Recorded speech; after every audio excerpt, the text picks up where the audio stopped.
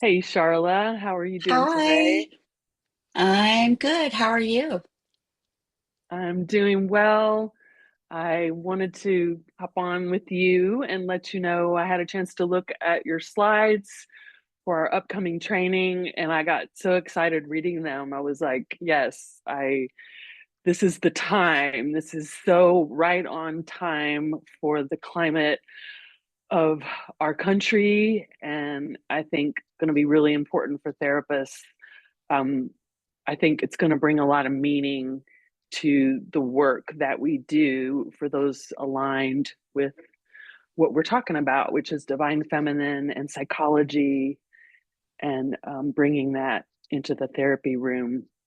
Um, and I guess what I'll say why I was so excited was because I think in a lot of trainings, it's this very like specific uh, modality we're teaching, which is great. I mean, don't get me wrong, we need those kinds of trainings. hmm But there's something about this that just feels so wonderfully holistic in its big picture perspective, where we're taking, the neuroscience, the social science, the history, the archaeology, the spirituality, and weaving it together.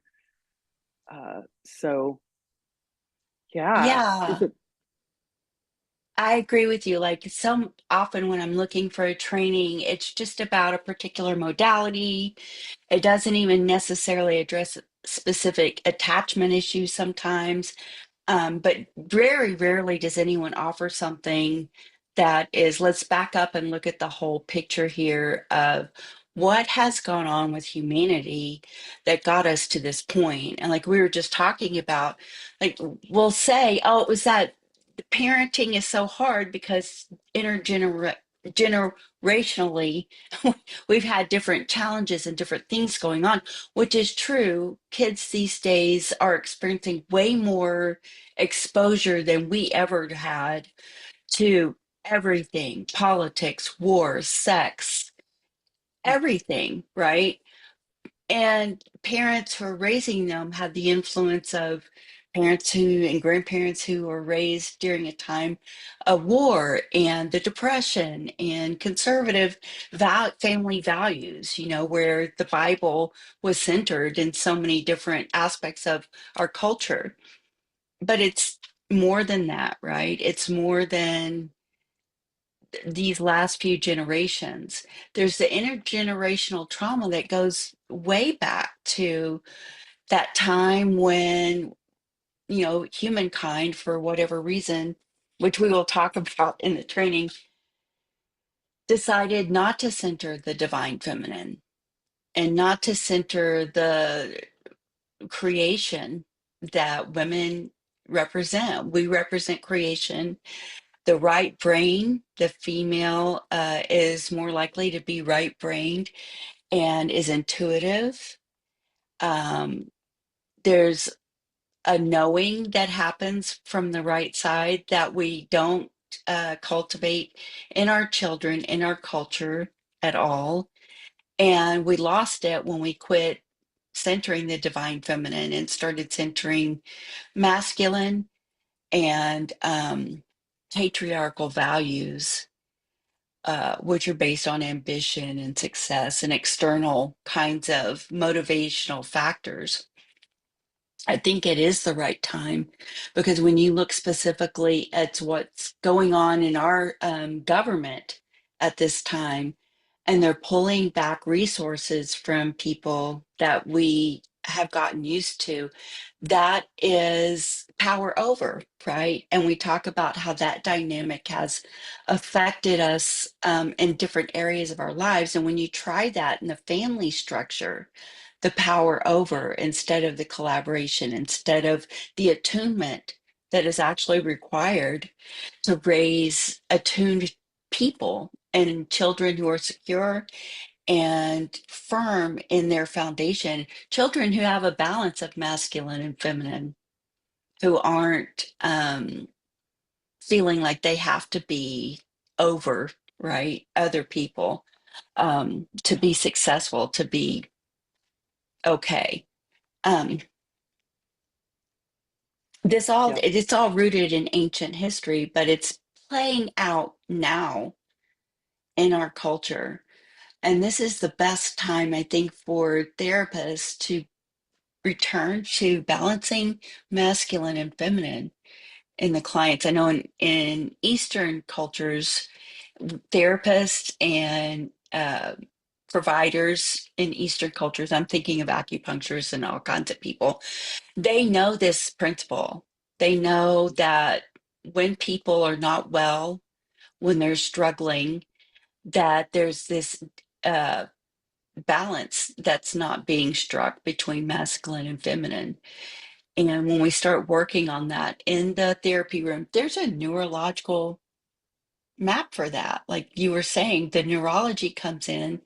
And when we start with, the birth of the child and their experience of attunement and attachment with mother or allo mothers, so it could be any caregiver, their right brain starts coming online first. And because we just need to have that knowing, that intuitive response to nurturing.